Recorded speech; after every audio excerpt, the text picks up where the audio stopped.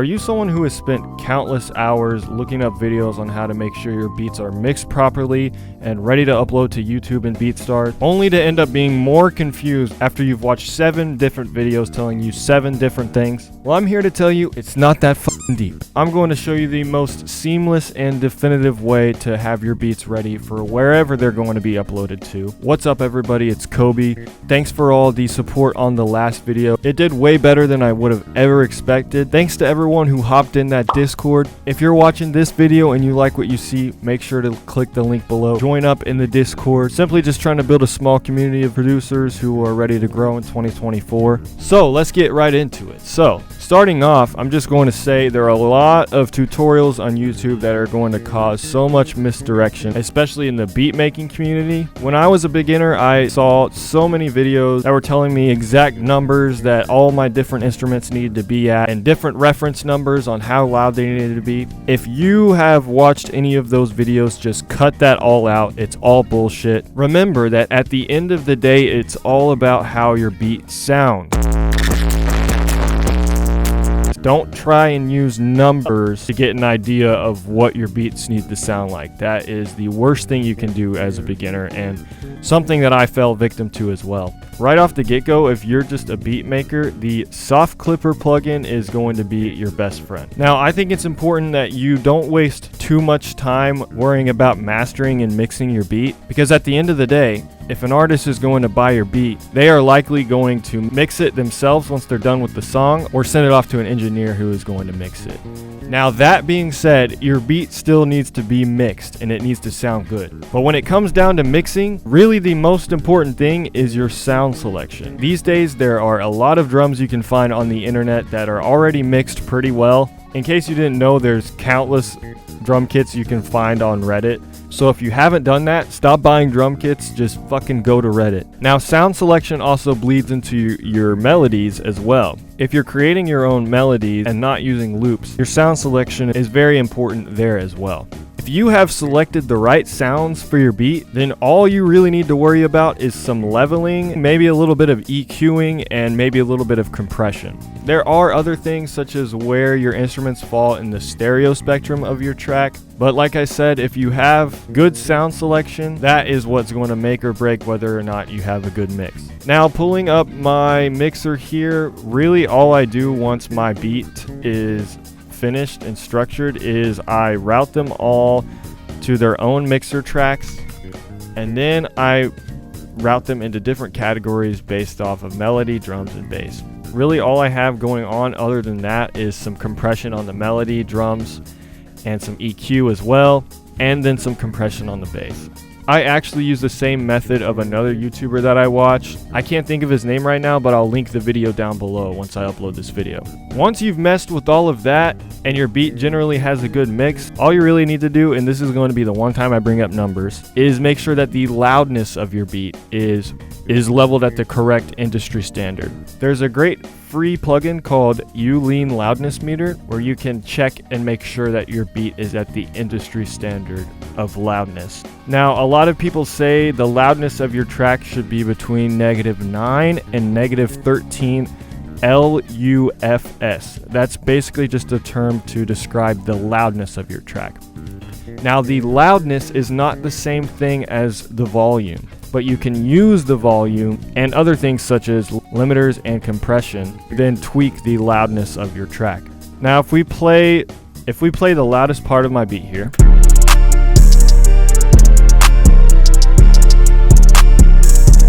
you want to look at this integrated number. It's around -8. Short-term max is around -7.8. That is a little bit outside of that range, but I'm still going to roll with it because this is a highly debated topic. And like I said, all that matters is how your beat sounds. I'm probably going to have a bunch of people disagree with me in the comments, but that's totally fine. Now, going back to the Soft Clipper, the reason why I said that is going to be your best friend is it pretty much allows you to turn up the volume of certain instruments and it stops it from clipping. So a lot of people drive that 808 into the Soft Clipper to make that distorted opium sound that everyone knows. So just mess around with the soft clipper, drive some of your instruments into it and see how that sounds. You obviously don't want your beat to be extremely distorted. That soft clipper will stop any instrument from going over that threshold there. So you're satisfied with the mix of your beat and how it sounds. You've got your tag thrown on there. You're now ready to get into the uploading process. Now, the easiest way to do this is do everything all at once. If you plan on uploading to YouTube in BeatStars, there's a way to prepare this so you can get everything exported all at once. The first thing to do now that my beat is mastered, I just go ahead and create the thumbnail for my YouTube video because we'll need that when we're exporting the video. Alright, so the first thing I do is I hop over to Canva. I have a project open in the thumbnail format and I have a project open in the Instagram post format. I head over to Pinterest to find my picture that I'm going to use. Alright, so I've done some tweaking. I've got my picture here with some effects on it. Then you'll just drop that over into your thumbnail project, line it up in the center, and once you've exported that, you'll go over here to FL Studio. You'll open the plugin on your master, Z Game Editor Visualizer. It is going to be right over here in the visual section. So I've already filmed this part of the video, but to get your picture, you'll go to Add Content, Images, Add Pictures, pick that photo that you exported. Then you'll go back over here to Main, click this drop down and bring it over here to Image, and then go down to Image SRC and pick that picture. Then you'll hit Export Video, export it to wherever you want to on your desktop. For the audio, it's going to render it as a WAV, but it'll put it into the MP4. You can copy all these things I have selected if you want, and then you'll export it. Now you have the master of your beat exported into your video for your type beat channel, and then just go over here to File, Export MP3 file, put in the title of the beat, put master. I think I have the same thing going on over here. You can copy all of this if you want. Export that. That's going to take a minute.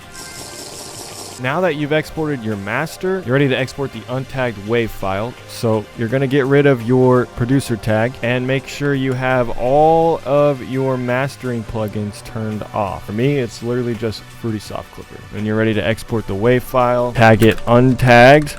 I think I've left everything the same here. Now that your untagged audio is exported, you're then going to export your stems. To do that, you're going to go over here to export again.